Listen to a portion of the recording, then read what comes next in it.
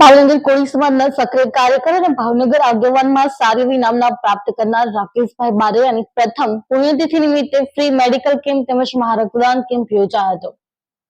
ભાવનગર શહેરમાં કોળી સમાજના સક્રિય આગેવાન એવા રાકેશભાઈ બારૈયા જે આજથી એક વર્ષ પૂર્વે કોઈ બાઇક ચાલકને બચાવવા જતા રાકેશભાઈ બારૈયાની કાર પલટી મારી એક ઊંડા ખાડામાં ઉતરી ગઈ હતી, જ્યાં જેનું ગંભીર ઇજાઓ સાથે ઘટના સ્થળે મોત નીપજ્યું હતું.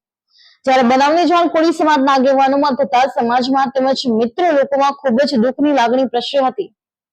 આજરોજ તેમની પ્રથમ પુણ્યતિથિ આવતા ભાવનગર કોળી સમાજ દ્વારા તેમના નિવાસ સ્થાન પર નજીક એક નિઃશુલ્ક મેડિકલ કેમ્પ તેમજ મહારક્તદાન કેમ્પ યોજાયો હતો. જ્યારે કેમ્પમાં ખૂબ જ મોટી સંખ્યામાં લોકોએ લાભ લીધો હતો. ત્યારે રાકેશભાઈ બારૈયા હાલ લોકોની વચ્ચે નથી પણ લોકોના દિલમાં કાયમિક વસ્યા છે તે સાબિત કરી બતાવ્યું હતું. બ્યુરો રિપોર્ટ અશ્વિન ગોહિલ, જી ન્યૂઝ, ભાવનગર.